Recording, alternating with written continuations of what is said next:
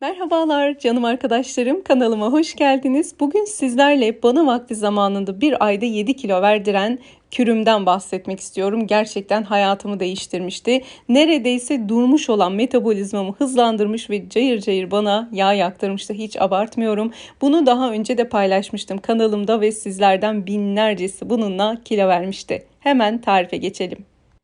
Canım arkadaşlarım, tüm videolarımdan haberdar olmak için kanala abone olduktan sonra zil simgesine tıklayıp tüm seçeneğini işaretlemeyi unutmayın.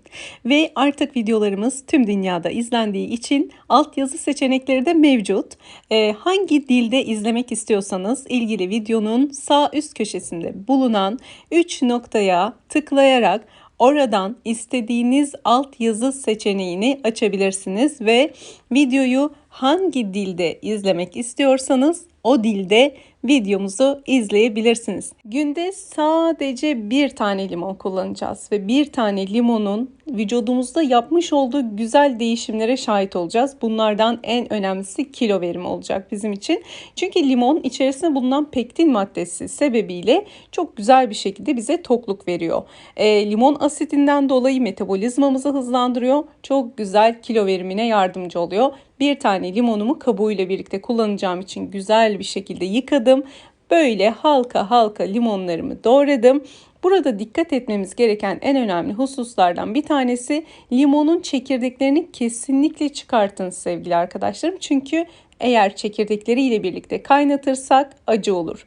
Şimdi şöyle küçük bir tenceremin içerisine koydum. Bu ince ince doğramış olduğum limon halkalarımı, sonra içine 2,5 su bardağı su ekleyeceğim ve ocağa götürerek 10 dakika boyunca kısık ateşte, yani orta ateşte kaynatacağım bunları.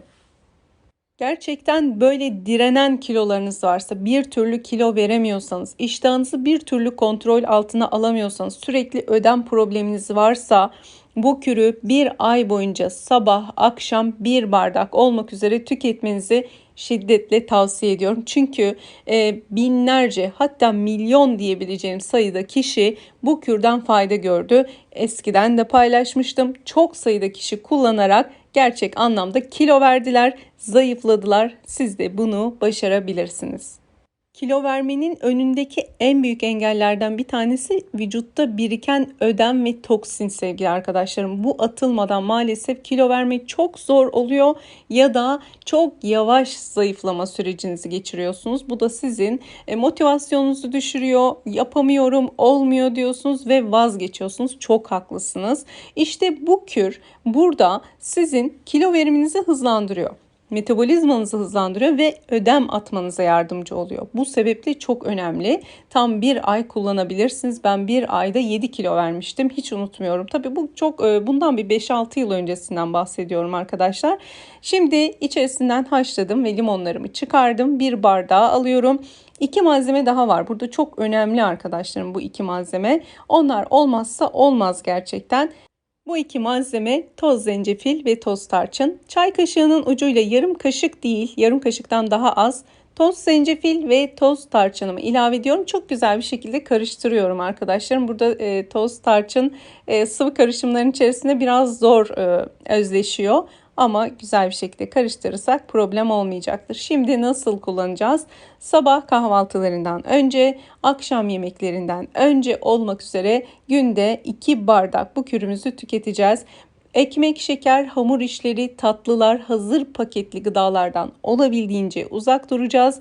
Günlük en az 20 dakika spor ve egzersizimizi yapacağız ve kilo vermenin tadına varacağız.